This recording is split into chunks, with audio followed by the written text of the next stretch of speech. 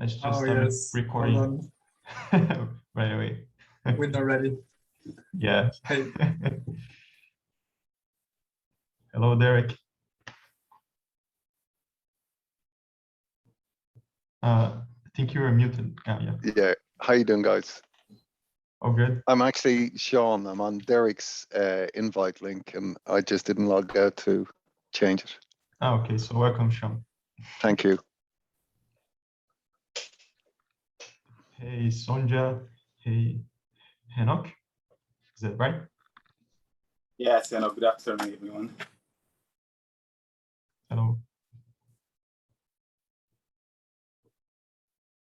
Let's just wait a couple minutes to see if more people wants to join us before we start. So, hey, Lucho. We are recording already. last time we forgot to record. We lost everything. Hello, Giampiero. Welcome. Thanks. I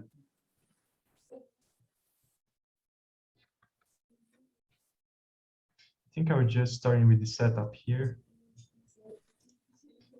Share screen. Hey, Kirsten. Hey, Jeffrey.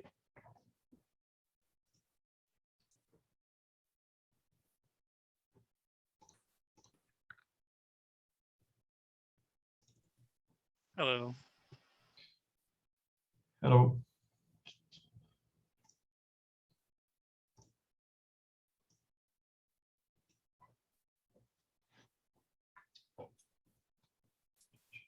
So, can you guys see my screen? Yeah, great. Yes. Yes. Yes. Oh, hey, Walter.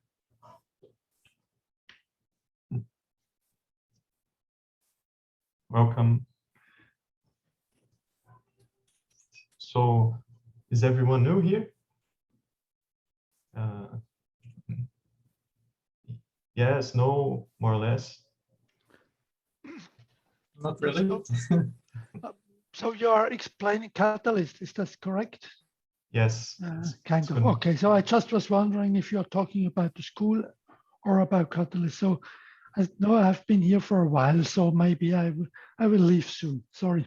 Okay. I'm going to talk about this school actually in the first slides. If you want to stay for like 10 minutes, then I'll go to an introduction. That's good. Nice. Hey, Marek. Hi, good morning or good afternoon, or depends. Hi. Hi. For me, it's good afternoon now. It's a pretty sunny day here. Yeah. Yeah, evening already. And night in my place and Lucius. Yeah. Yep. Yep. Yep. Lucho is in the shadows there. He's hiding from something, I think. Yeah, so I think we can start right away. To be fair to those who joined early, and people who are joining can just learn as we go. So welcome everyone. This is the introduction to Catalyst session of the Catalyst School.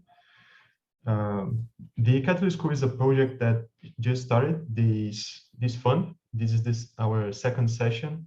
So this is kind of a pilot or a MVP, if you prefer. So please feel free to make any suggestions and any improvements that you see that we should implement. Just let us know. So the first thing of Catalyst School is actually Catalyst. So what is Catalyst, in your opinion? Does anyone wants to talk something, to give your perspective? And hello, Jeffrey, and hello, Henok. Hi, Victor. Hey. Hey. So does anyone want to say what you think Catalyst is? For Yes. me, I could say something. Yeah, go on, Jason. Hello, everyone. Yeah, I would say Catalyst is it's the beginning. It's how you start something. It could be any sort of an object or a thought or an energy that starts a reaction.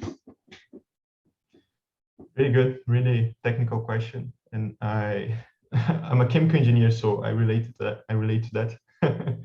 Very good. Anyone else? For me, Catalyst. Oh, yeah, go ahead. feel free. Please continue. Catalyst is the governance part of Cardano, kind of like how the direction of the whole thing is going to be determined eventually. Yes, yes. Good point. For me, it's all about collaboration, because in this month in Catalyst, I met really a lot of people. I started a lot of projects, and it's really cool to see how you can collaborate with people all over the world.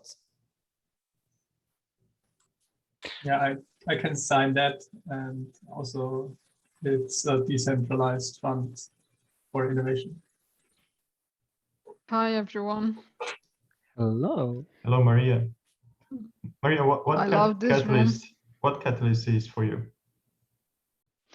Catalyst for me, the revolution, and that we need to make in every single aspect our society.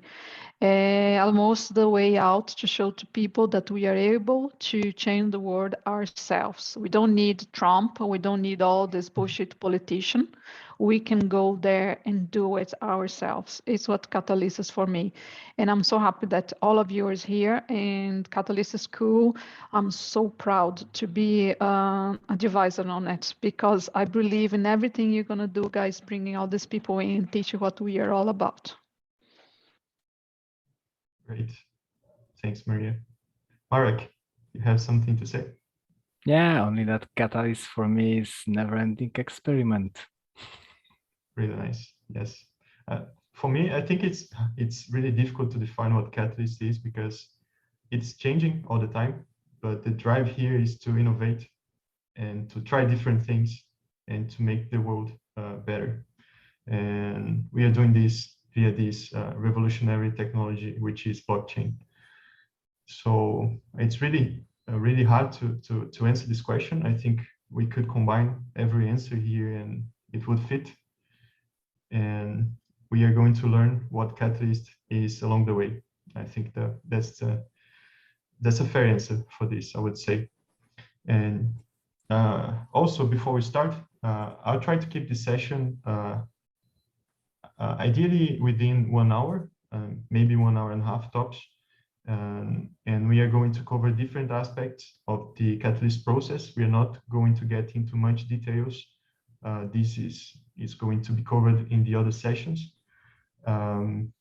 So if you have a question, we are in a small group here today, so you can just unmute yourself and ask, or if you prefer, you can also raise your hand. But feel free to participate at all times. We want this to be a conversation and not like a class. I don't want to be the teachers and you are the students. We are a community. We are together in a circle here. So just a brief. How is the? Yeah, Maria. Sorry. Keep going. Sorry. Okay. So in Catalyst School, we are going to teach people and to provide information about how they can participate in the, I would say, the inner circle or the official circle of Catalyst, which is proposing, evaluating proposals, voting, and being funded. So the official players of Catalyst, I'm not sure if official is the best word actually, but I would say the core players are the proposers, the CAs, which are the community advisors, and the VCAs, which are the veteran community advisors. I'm going to explain these terms later on. But the goal of this school is to introduce people to Catalyst, and we are going to do this in different ways, as I mentioned earlier during the town hall. We are going to have live sessions and workshops like this one, and each one also for the different topics. We are going to have one-to-one and group multi-language support in 6 different languages. We are going to create a website where you will have all the materials there. We are going to create some interactive ways to learn and to get to know what is happening in Catalyst. And we are also going to have other related workshops, like, for example, open source, GitHub, mini proposals, which is another workshop that is happening right now in another breakout room here. And as I mentioned, this is the MVP, our pilot that we are running in Fund 6, and we are going to submit some proposals in Fund 6 itself for each of those learning ways that I showed in the previous slide. So now I'm not sure if you can see my pointer here, but we are in the second introduction to Catalyst session. We had a session last week. We are going to have this session for 2 more weeks in the after town hall, and then we are going to have how to be a community advisor session in the town hall. And in parallel, we have this week how to propose in Catalyst in the next week as well in the Swarm sessions, which is a community made event that you can join. And it's like the after town hall. There are several breakout rooms there about different topics. You can just choose and join one of them. And we are going to run these sessions in the Swarm sessions as well. And as I mentioned, during the Eastern Town Hall as well, which occurs on Thursdays at 12 o'clock UTC. Yes, Marek. One question regarding the second proposing in Catalyst. This will take place 28th of August. Yes. So it's I think it's the middle of the refining phase, right?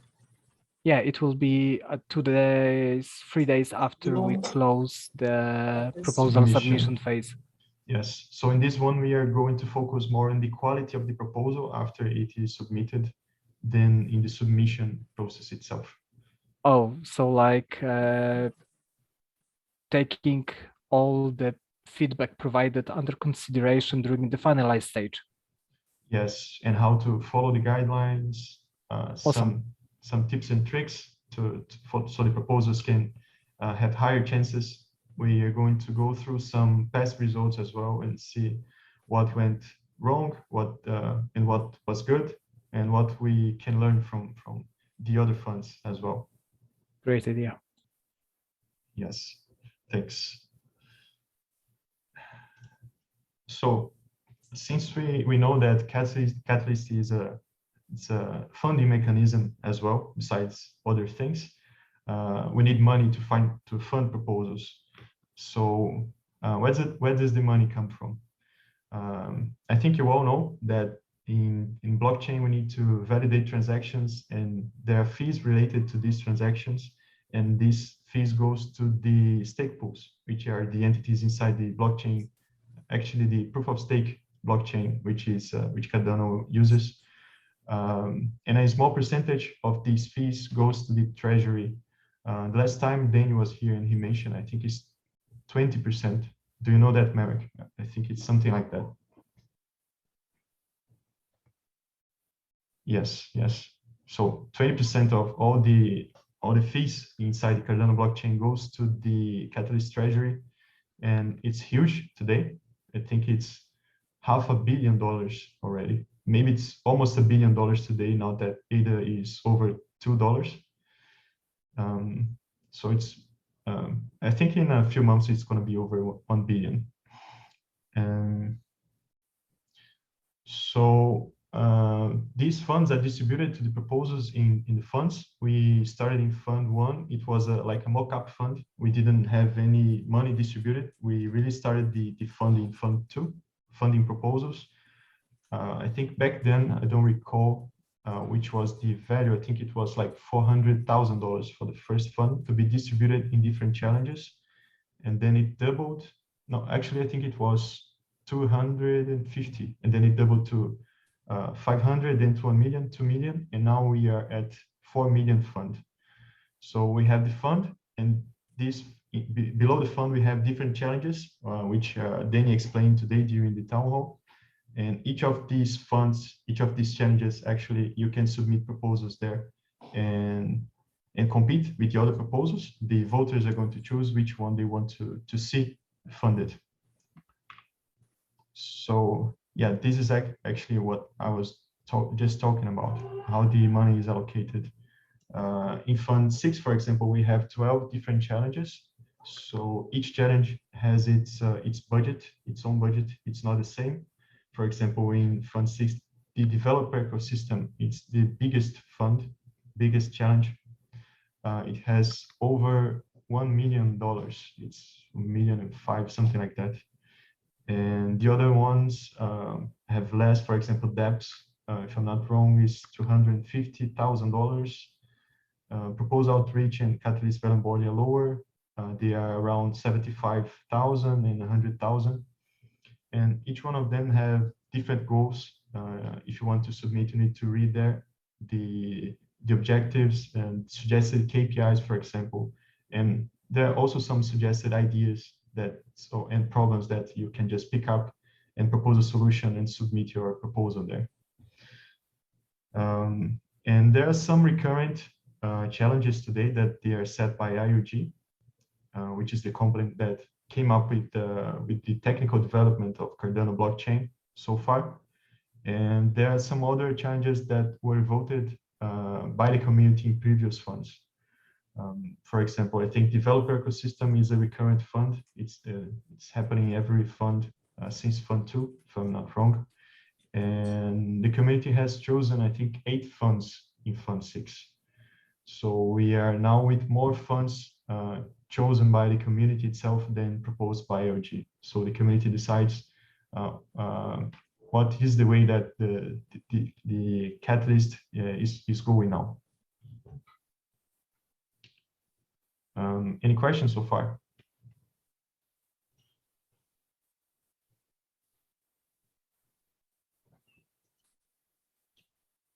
No. So moving to the next one. What are the roles inside Catalyst?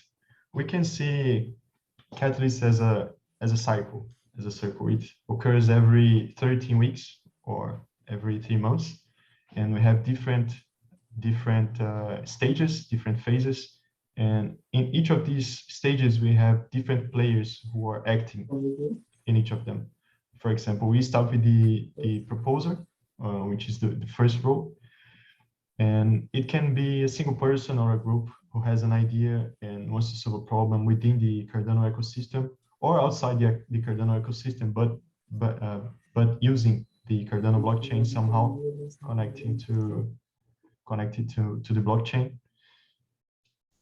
We have the CAs and VCAs, which are Catalyst members. They are responsible for assessing proposals, and this is done in 2 steps. The CA acts first and the VCA acts second. And what is this? Imagine that today we have 12 different challenges, and we are going to have dozens, maybe hundreds of proposals submitted in each of them. And now imagine that you are a voter. You need to decide which proposals you are going to choose to fund. But you don't have time to read hundreds of proposals. So you need at least something to guide you through your decision-making process. So this is the job of the community advisors and veteran community advisors. And I'm going to speak a little bit more about this in the following slide. But after that, we have the proposal mentor, which is also another community member. This is an unofficial role so far. There are some initiatives trying to create funding for this, but currently almost all proposal mentors are like they're doing this because they want to support the community. There are also some freelancers, some paid mentor advisors, proposal mentors that you could reach. They are all around. If there is actually a role in the Catalyst Discord server, you can just go there and ping them, like @proposal mentor, and all the proposal mentors there are going to see your message and they can reach you.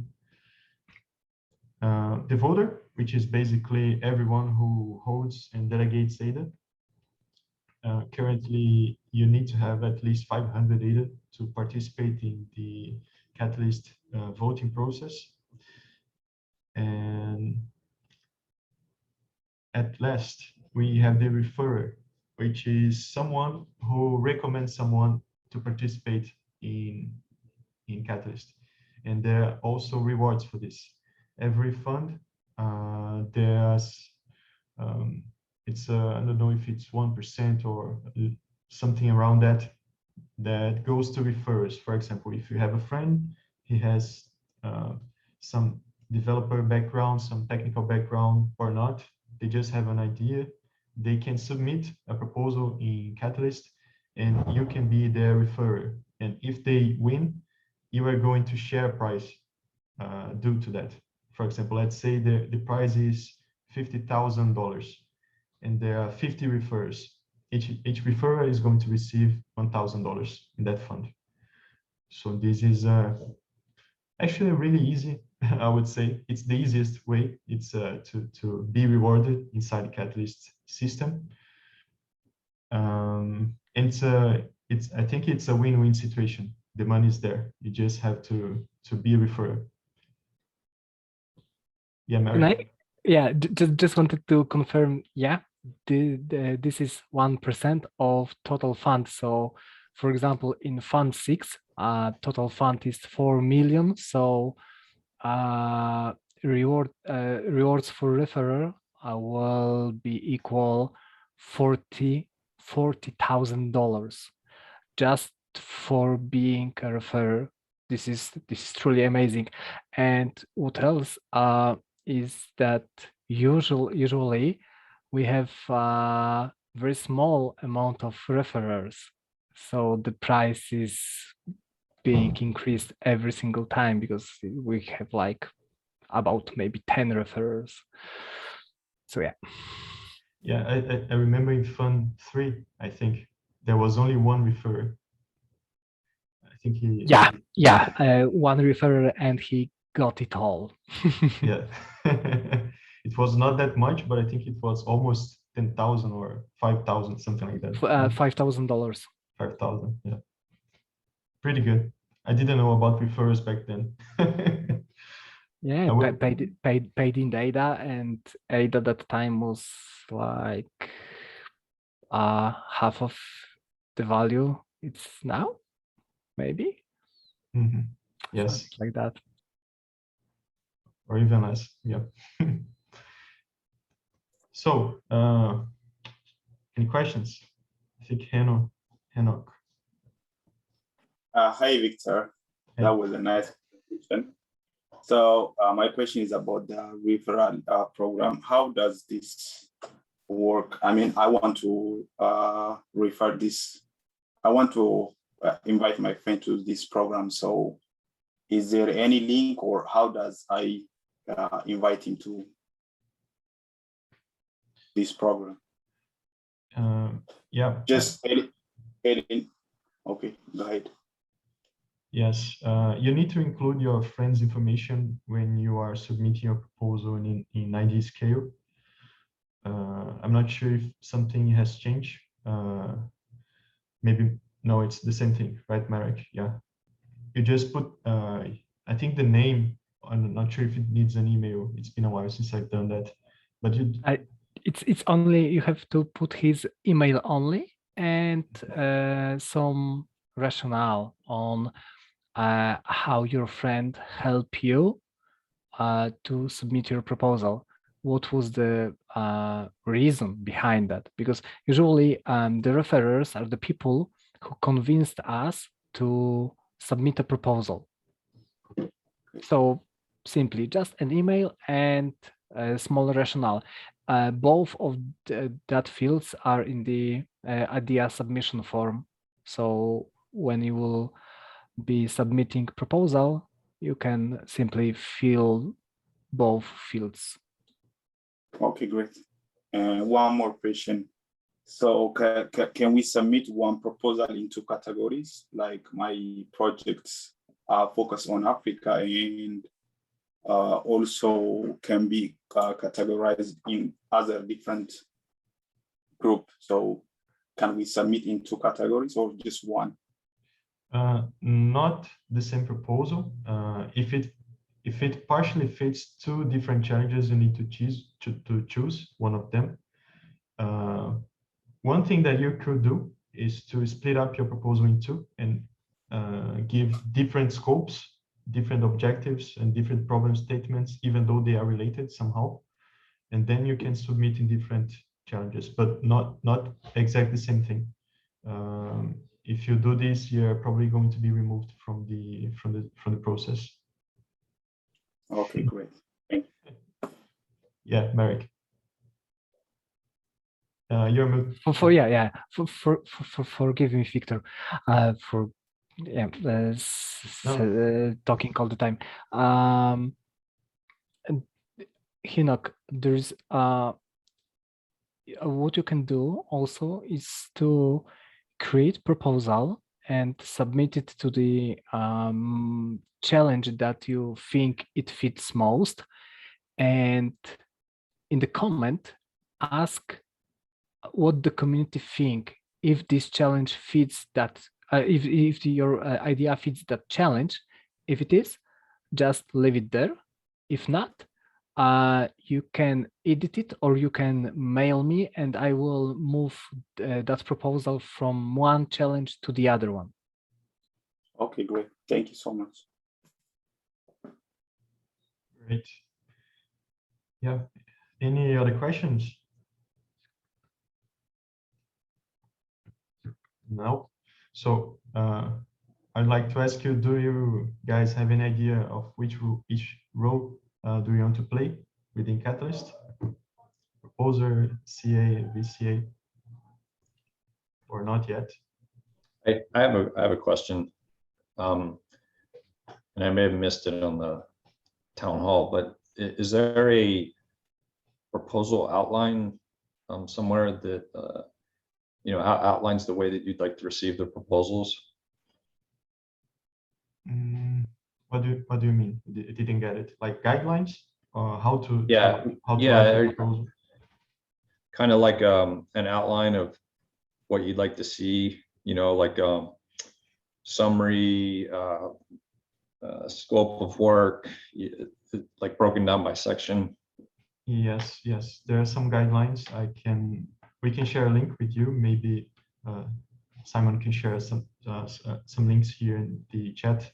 And this is going to be covered also in that other session, in the Proposing Catalyst session. We are going to go through details, but I'm going to show an overview here, what is needed in a proposal. Okay, thank you. So moving on, these are the phases of Catalyst. There's another phase here, but these are the main ones where we actively participate. The first one is ending today, which is the insight sharing, in which the community debates about the goals and the objectives of each of these challenges, and they could also mention different problems that they see related to those challenges. And it's really good to see the conversation there. Danny today showed some examples of insights that some people shared. Even Lucio, he was here in the room, not sure if he's here still, but this is it's like a group brainstorm. Everyone in Catalyst is talking about the challenges and how to best approach them and how to create the best proposals to fit the best and to provide the best outcome to the community. And after that, we have the 3 weeks focused on the proposers. The first one is in Fund 6 is starting tomorrow. It's the proposal submission week, in which you can create a new proposal in IdeaScale, which is the platform I'm going to talk more about in the following slides. You need to create a login there, and you have 1 week time window to submit your proposal. Even if you don't have a full proposal yet, you can just submit something very simple, just the title and the problem statement, and you will have 2 more weeks to refine it, the proposal refinement week and the proposal finalizing week. During the proposal refinement week, the submission is closed. You cannot submit any more proposals. You can merge. For example, if you see someone proposes something very similar to you, you can like withdraw one of 2 proposals and work together in a single one. But in this week, the community is incentivized to provide feedback, to send messages to the proposers, and to interact and to basically to refine the proposals themselves. And in the last week, the proposal finalizing week, the comment session in IdeaScale is closed. So the idea here is for the proposers to like do the last touch, the last adjustments in their proposals, and after that, the other phases start. So the proposer work ends here at the end of the proposal finalizing week, and then the assessment starts. There are 3 phases for assessments. The first one is the proposal assessments by CAs. In this week, the community advisors, they need to provide scores for each proposal in 3 different categories. The first one is impact and challenge alignment. Basically, how big impact this proposal is going to have inside the Cardano ecosystem or to the world. Is it going to affect a small group of people, a big group of people? Is this impact going to be big, but to a small group, or small to a big group? So all of this is taken into consideration, and the CAs need to provide a score from 1 to 5 for this first criteria.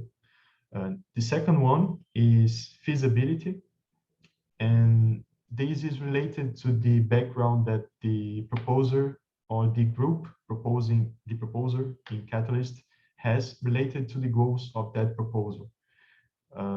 For example, if you are proposing to create a DApp, the CAs are going to expect that you have someone who develops in blockchain in your group, or at least that you are looking for someone, you plan to hire someone.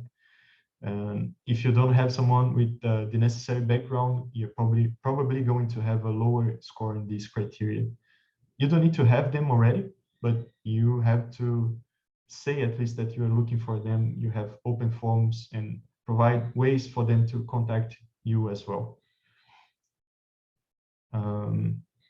And the last criteria is auditability, which is how the proposer is showing ways for the community to keep track of their development after they are funded. For example, what is your roadmap? What are the milestones that you've set in your roadmap? What are the KPIs that you are going to track your results? And together with some dates, and also this is going to be required in the reports after the proposal is funded. They need to provide reports every 2 weeks, the community, to show their developments. Any questions so far, or can I move on? Okay, so after that, we have the assessment review by proposers, and this review phase, it was created in Fund 3 because currently there are no constraints, there are no requirements for being a CA. The only one is that you cannot be a proposer, because it wouldn't be fair for you to evaluate your own proposal or your competitors' proposals. So you cannot be a CA and a proposer at the same time today. And since there are no constraints, anyone could be a CA, and they could give like bad assessments or offensive assessments or some assessments that didn't make sense. So there was this phase added to the system, to the cycle, which is the review phase, in which the proposers, they read all the assessments made related to their proposals, and they can flag the assessment saying that it's inaccurate, it's offensive, or it seems that the CA didn't read all the proposal, or it missed some things. And right after that, the VCAs, which are the veteran community advisors, who are community advisors who have been for a while in the system, and they have been successfully rewarded in a previous fund. So they already have some track record. They are going to review the assessments as well, starting by those flagged by the proposers, and check the quality of the assessments. They are able to remove assessments from the pool, so these assessments are not going to influence the final score of the proposal. And if, for example, if there is a recurrent CA that all his assessments are being removed, the CA himself is going to be removed from the cycle. So this is like the quality assurance phase of the Catalyst funding system. And right after that, we have the community voting phase, which is basically after this filtering, all the proposals submitted in Catalyst, they are listed in the voting app, and the voters can check them, can check their titles, problem statements, proposed solutions, and the scores provided by CAs, and they can decide which proposals they will vote for, and they can also vote against. I'm going to talk a little bit more about this voting system in the following slides. So, any questions so far? Can a CA also be a VCA? Yes, a CA can be a VCA in the same fund, but it cannot review its own assessment for obvious reasons. But yeah.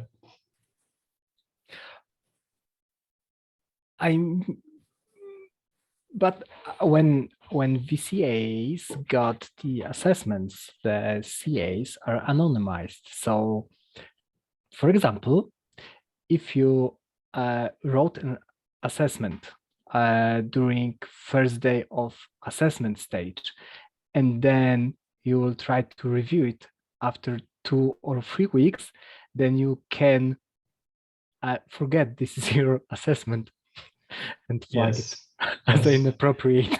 Yeah, in this case, you're going to be impartial if you don't know it's your assessment. But yeah, the system is evolving, and we are going to create different ways to make things like this not to happen.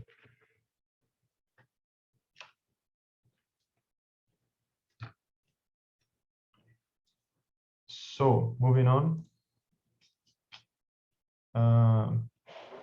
What does voting power mean? Does anyone know what is voting power in Catalyst?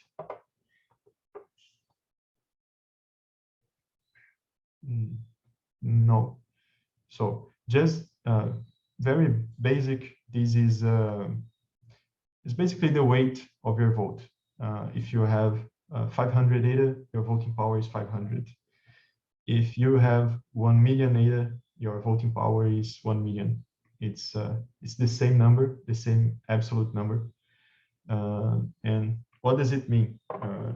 This is like sort of polemic topic, because some people think this should be different.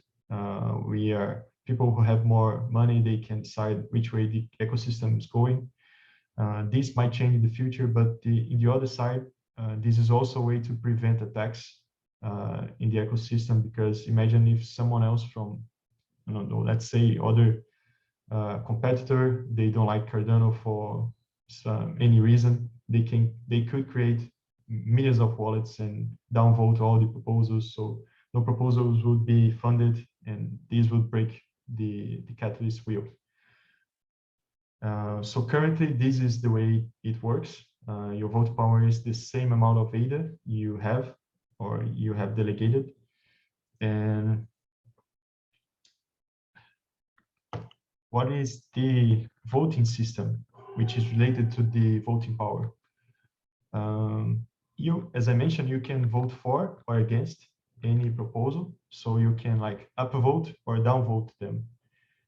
If a proposal receives more downvotes than upvotes, there's no way it's going to be funded. It was rejected by the community, actually. And all the proposals are listed based on the number of upvotes. For example, here, these are the results from Fund 5. And the first one received approximately 900,000 ADA of upvotes. Second one, 554. Actually, the list here is based on the difference, the net voting power that have voted for each one of them. For example, here you can see that the second place received less upvotes than the third one, but the third one had more downvotes. So it's the net result that affects the sequence here. And what is interesting here is that, for example, it doesn't mean that if you are the second one most voted proposal, it's not necessarily you are going to be funded, because the fund is limited.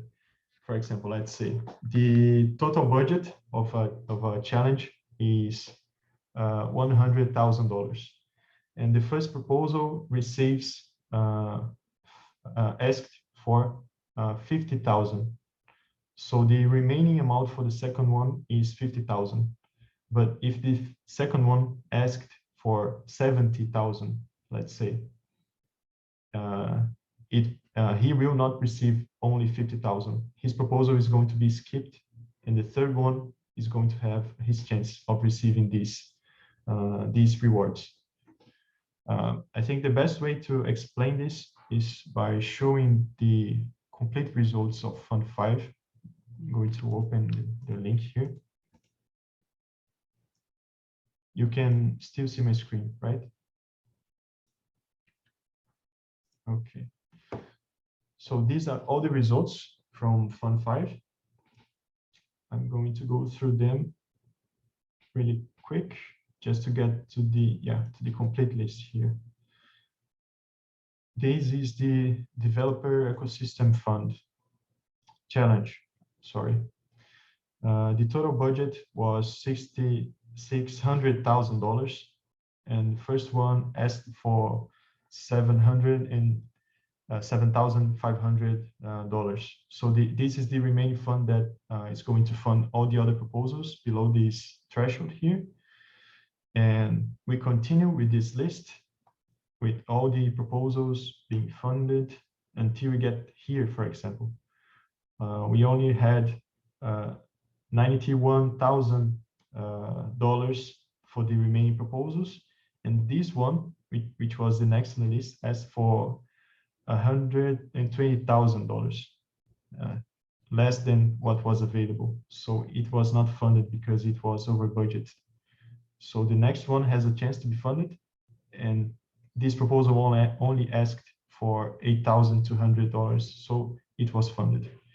And this happened several times until we got here, and when we begin to have the not approved proposals, there is a threshold here, a percentage. Actually, it doesn't need to have more downvotes than upvotes to be approved. I think the threshold is 15%. Yes. So if you don't have more 15% more upvotes than downvotes, you are not approved by the community, so you cannot be funded. And the same happened in other funds. Just go through, and in some cases you can see that there are some funds remaining that they didn't go to any proposal in this challenge. So at the end, what we have is like an extra challenge, but it was not a challenge actually, but it's a way to distribute these funds between the proposals that were approved but didn't receive funding, which is the leftover funds allocation. This is the remaining funds, summing up all the remaining funds from all challenges, and they go, there's another list created with the proposals approved in the other challenges. So they are listed here based also on the net voting power, and it goes the same way. So you can see the first one here didn't get funded, even though it had 300 upvotes, 300,000 upvotes. Actually, 300 million upvotes. I think I was saying it wrong. Yeah. Yeah, so much higher values here. And the second one was funded.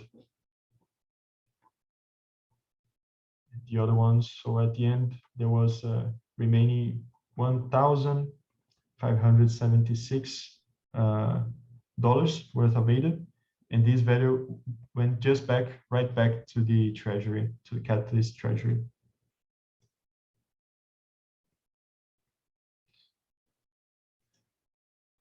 Any questions here?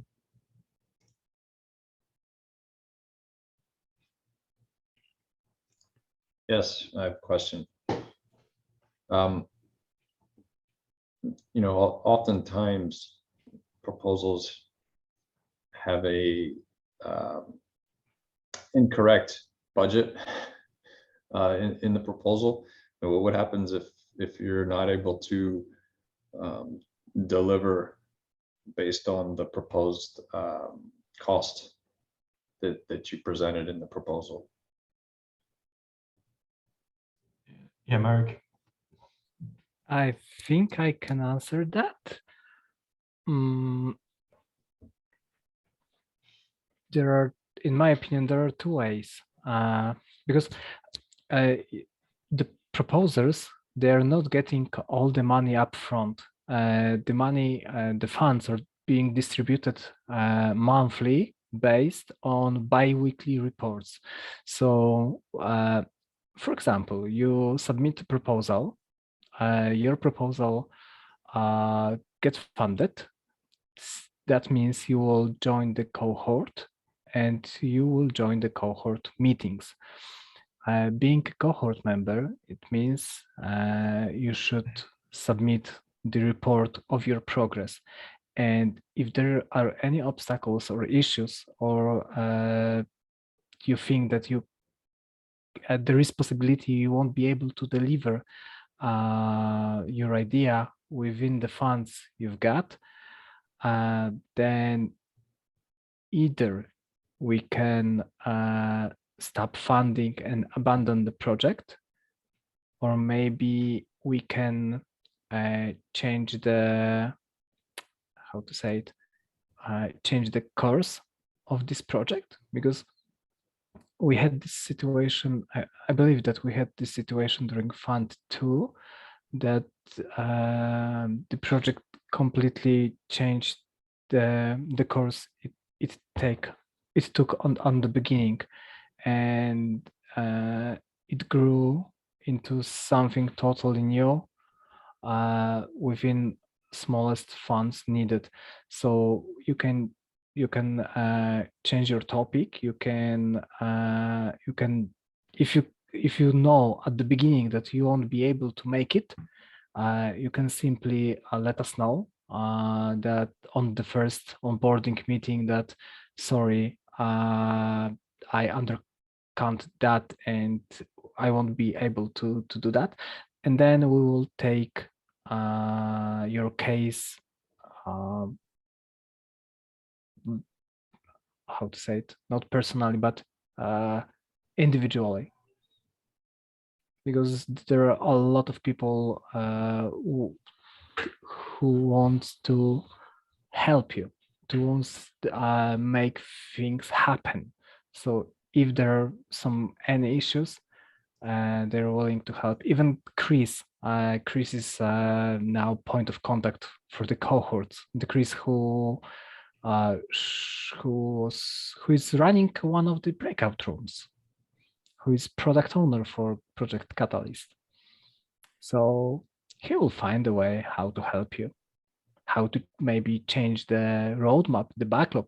Maybe there will be a possibility to divide your project into two. And for example, we will fund the first part, and the second part you will submit as a proposal next fund. There are plenty of possibilities.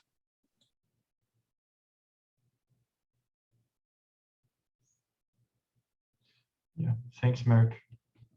I hope I did answer your question.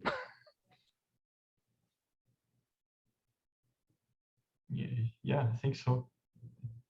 Yeah, it's good because I'm learning here as well. I didn't know about this.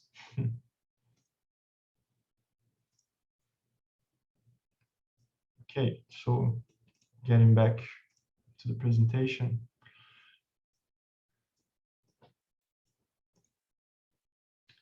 Finally, IdeaScale. We've been talking about this for a while now.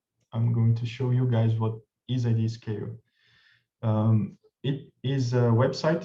It's the platform in which the proposals are submitted, in which the insight sharing phase takes place, in which the community members can provide feedback, can make comments about proposals, and also where the community advisors, they provide feedback to actually they assess the proposals based on those 3 criteria that I mentioned earlier. Currently, the VCA process is not incorporated in IdeaScale. I'm not sure if it's going to be. It's done outside today, but most of the things are done inside IdeaScale. And the best way to talk about it is by showing it. So I'm just going to open IdeaScale here for you to see. So here you can just sign up, create your profile. Actually, it's needed if you want to see the content inside IdeaScale. And you have some information about Catalyst in general, and you can see the active campaigns. Here, you can see, for example, these are the insights of the insight sharing phase. These are going to be archived tomorrow by 12 o'clock UTC. And after that, it is going to be open for people to submit their proposals in these same challenges. So here we have a lot of different challenges. 1, 2, 3, 4, 5, 6, 7, 8, 9. Yeah, I lost it a lot. And let's say, let's open here this one developer ecosystem. There is a guide, a campaign brief explaining this challenge. For example, how success looks like, what are the key metrics to measure, what are the guiding questions and potential directions or like insights that you could use to draft and craft your proposal. And these are the stages that I mentioned earlier. So the first 8 here are the ones that I mentioned there. And I think today we can see the insights there. In the same way that in which we are seeing the insights here today, starting tomorrow, we are going to be able to see a list of all proposals submitted already. And here we have a lot of insights. Let's open randomly one of them. So there is a description of the insight here, as you can read it. When we have proposals submitted here, it is a bit different. We have a couple more sections required for a proposal. Besides the title, obviously, we need a problem statement, which has a maximum length of 140 characters. It's like half a tweet. Then you have to provide a proposed solution, then the relevant experience of the members, the group, the proposers, and a detailed plan, which is optional, but ideally you should include one. Otherwise, you're probably going to receive a low score by the CAs. And also a budget and how much dollars you are asking for your proposal. Yeah, Merrick. If you go down, scroll, sorry, if you scroll down a bit on the right, yeah, there are archived campaigns. Yeah, and great. here you can show an example from Fund 5. Nice, yeah, good point. Let's just open a real proposal from Fund 5. Yeah, this is what I was mentioning. For example, we have the title, we have the problem statement, the description of your solution, the relevant experience of the proposer or the team proposing. You can add a link to your repository or website. It's not required, but depending on the project that you are submitting, it would make sense to do this. The detailed plan, as I mentioned, this is not required, but it's advisable for you to include something here. And this proposal, it has some points here good for auditability, for example, roadmap, goal, deliverables, and the required amount of ADA, 5,000 ADA. And $5,000, sorry. Yeah, $5,000. And it is possible also for the proposer to attach files, any kind of I'm not sure if any kind of files, but PDFs, videos, images, and this is the place for you to interact with the community. For example, they can make questions, they can suggest things. You can ask things here as well. You can make a comment yourself, as Merrick mentioned, if you want to ask them if they think that this proposal fits the challenge. And yes, that's it mostly for IdeaScale. There are some other minor aspects that I'm not going to go through here today, but this is the main thing that you should know about it. Any questions about this? No? Okay. So coming back.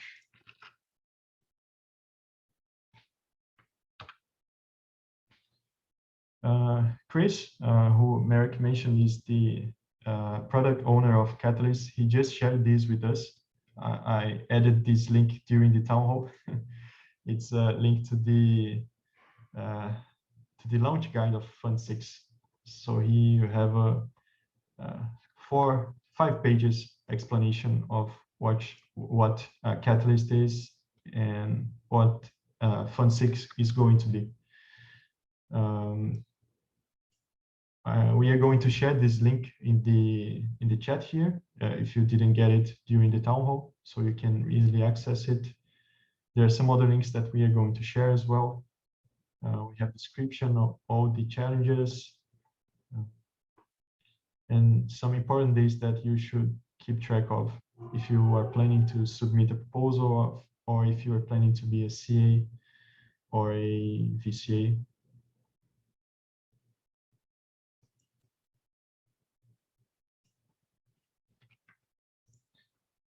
And some other links where you can find the community, because this is a huge community. There are many projects going on. There are many projects that are already funded. You can find all of them in different places, mainly in Discord and Telegram, but you can also find them in Twitter, Reddit maybe. I don't use Reddit much, but I'm sure you can find many projects there as well. So we are going to share this in the Discord, in the chat here. You can join them there. There are some links for our server here as well, and some other links for the school. You can follow us on Twitter. You can join our Telegram group. You can join our Discord server, and there's a link tree. We are going to add more links here. We are setting up a website for this project, and I hope to see you back in the next sessions, proposing session or CA or VCA session. And that's it. Thank you for being here. And what happens next is up to you. You can decide your own path here in this amazing ecosystem. Thank you all. And we are going to be here a few more minutes to answer your questions as well. Yeah, Merrick. Hey, how did you know? Can you can you please show your previous? Yeah, that one. I just want to check the last link. Catalyst School.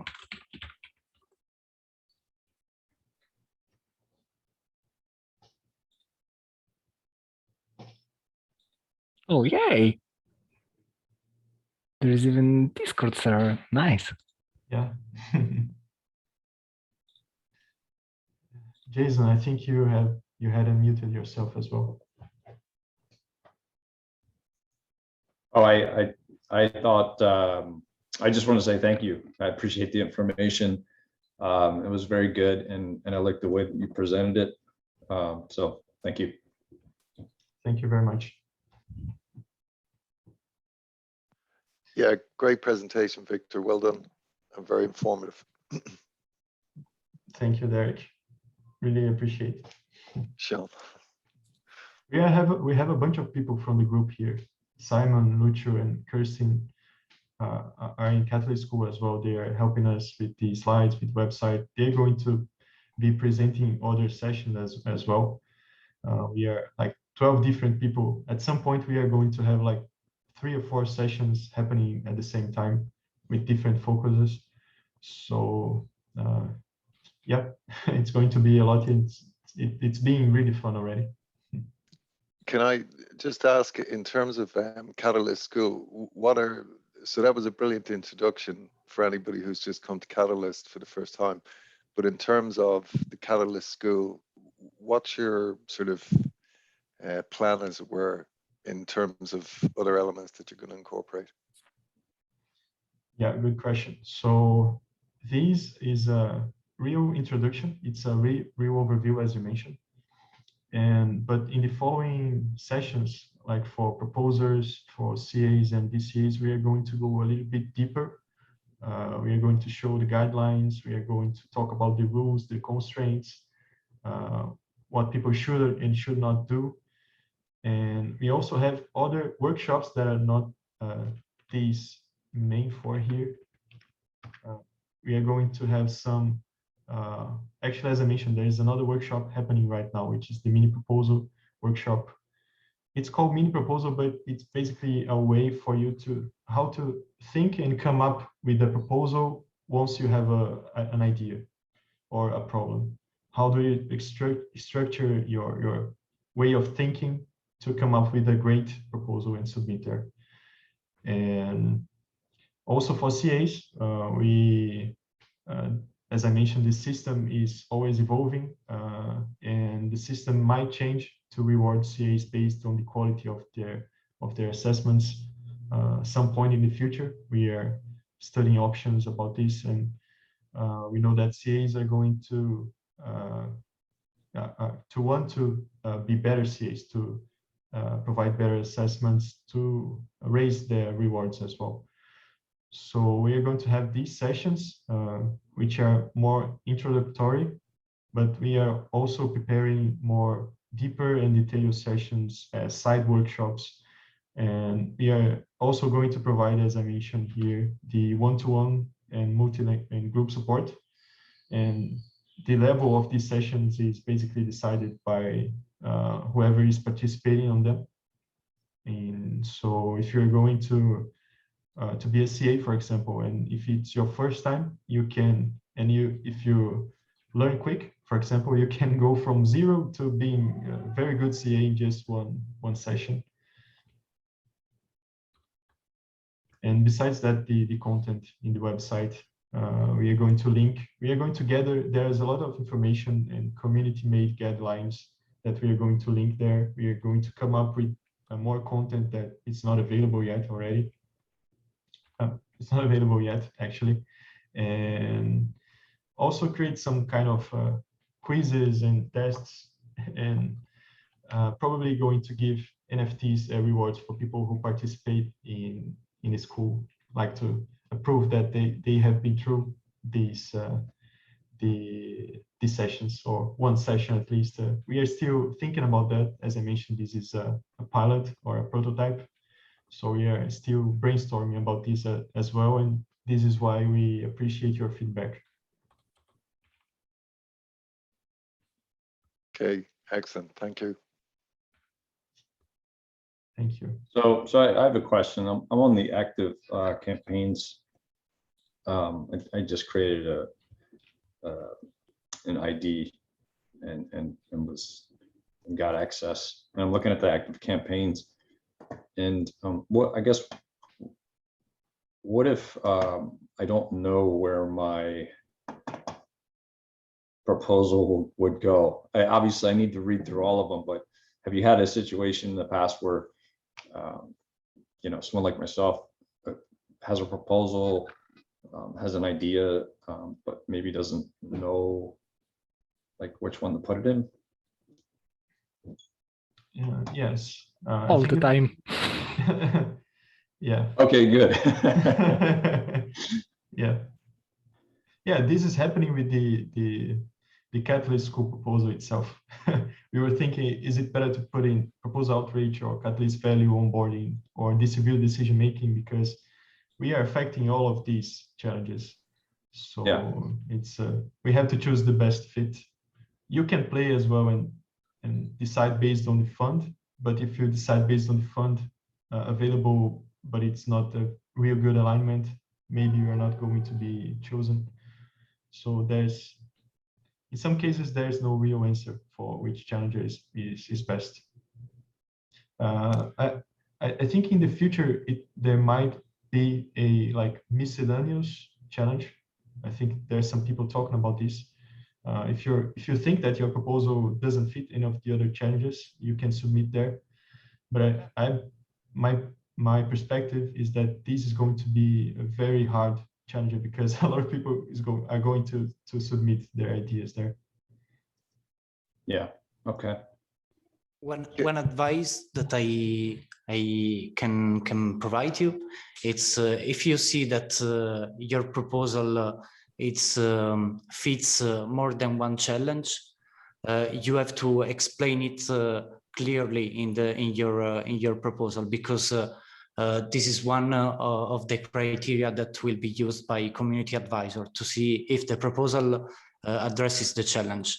So if your proposal basically can stay in one or more challenge, it's really useful to provide a clear statement about your choice. Yes.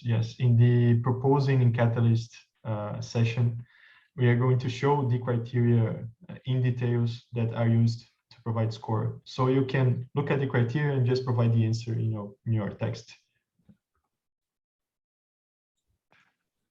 Can I ask a question?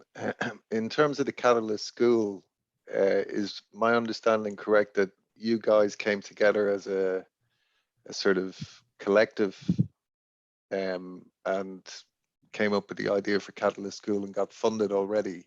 Is that correct? No, we didn't got funded already. No, yet.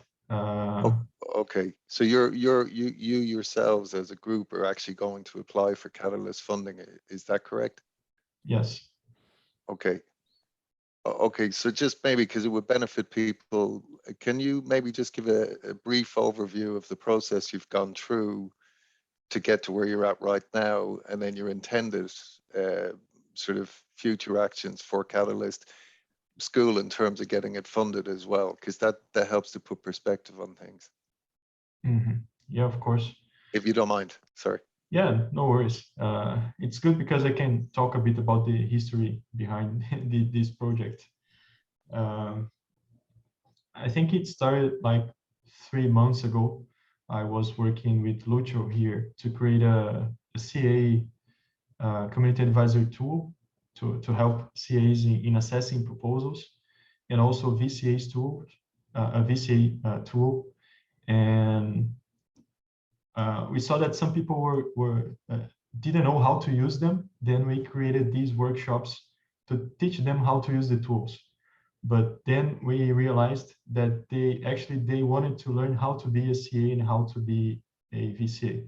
So the goal of these workshops changed a bit, and we realized that there was a need for this. And we also thought, why not including proposers, because they are, I would say, the heart of Catalyst. They are proposing here, and it just makes sense. And also to bring them together, because here in this introduction session, we can have them all together. And I think the best way to take the most profit of Catalyst is by seeing it from different perspectives. And so we came together, we had an open Discord server to talk about this idea. It was just an idea. We didn't have a plan. At least we were not going to be funded to apply for funding, actually. But then we started talking, and then we came up with this schedule, with the idea for other workshops, for a website. And then we said, oh, let's make a proposal out of this. And that was it. Like 1 month ago, we decided to make a proposal and to create all of this. And we are now at this stage of writing our proposal and still thinking about which challenge is the best one for us to submit in. And yeah, that's it. I'm not sure if I answered your question, but no, that's perfect. And yeah, it just highlights how amazing Cardano is, that you guys have spent 3 months building this whole system and this whole resource and facility, and you haven't even applied for funding yet. So yeah, that helps a lot of people to understand the ethos and the process. Yeah. And one thing that I will add is that in these months, in these weeks, new people join the group, and you see every time a different perspective. You have every time a different idea and something that you can add to the main proposal, to the main project. And this is every time is amazing to see that, because it's like it is not limited by your idea, your perspective, but it's really, I think, the essence of Catalyst, probably. Fantastic. yeah. Henok. Okay, Victor, thanks again. I have 2 questions. Actually, one is a recommendation or suggestion on my project. The first question is, can a business plan or a white paper be submitted as a proposal? I have already prepared a white paper for my project, and the project is already ready for production. Mm-hmm. So I want you to give me a recommendation about where this project fits from these 6 categories. So it's centralized. A centralized cryptocurrency exchange, and it's ready for production. So we have tested all the exchange, and it's ready for production, and we're planning to base in Ethiopia, Africa. So, but it's not going to serve only Ethiopians or Africans. It's going to be worldwide. So where do you think this project fits out of these all categories? Yes, you can submit a white paper, but you have to extract a problem statement and a proposed solution to create that 140 characters phrases that you need to put there. Let me open it again here. It would be one thing that sometimes we hear from the CAs is that it's when the proposal itself is not so concise, when it has too much text, because it's difficult for CAs to go through them and to really evaluate them. And also the voter, if the voter needs to go there and read like a 20 paper proposal, it's going to be tiring. even though it's good, ideally you should keep the best part of your white paper in the proposal itself. But you can always attach more information in the attachments, as I mentioned. So I would advise to make a shorter version. I'm not sure how long actually your white paper is, but I would advise to create a shorter version of it and submit in the details of the proposal here, below here. And you need to provide the problem statement, the description for your solution, and a relevant experience as well. And also, of course, the budget in dollars. Okay, great. Thank you.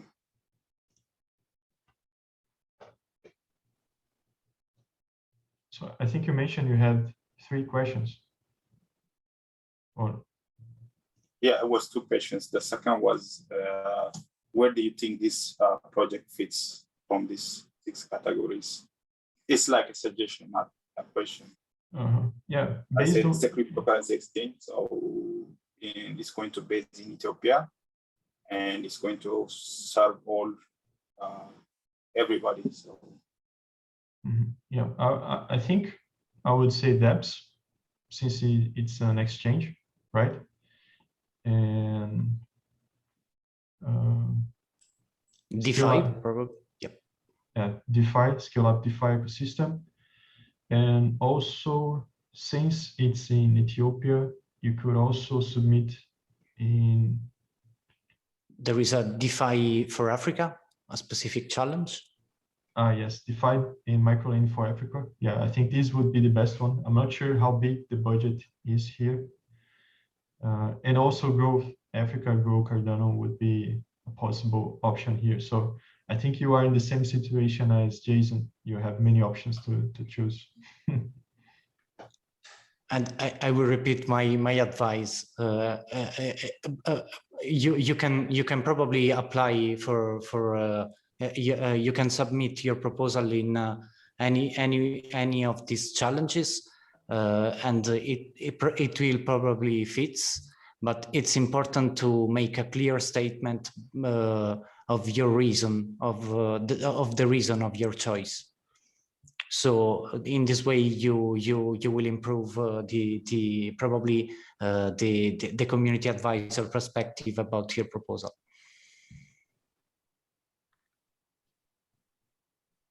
okay, thank you so much. That was great.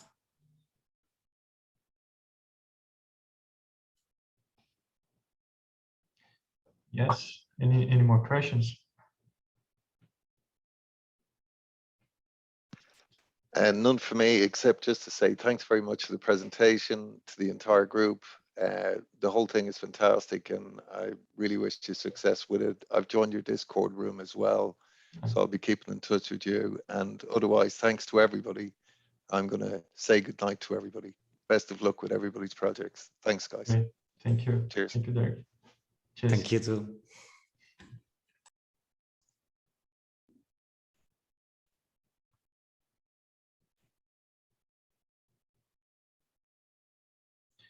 Well, I think that's it then. Thank you all again. Thanks, Jason. Thanks, Hannah. Simon, Thanks. Lucho, and Kirsty. Nice to meet you all. Yeah, you too. Nice to meet Good luck you. for everyone. Yeah, good luck. Thank you. Thanks. Bye-bye.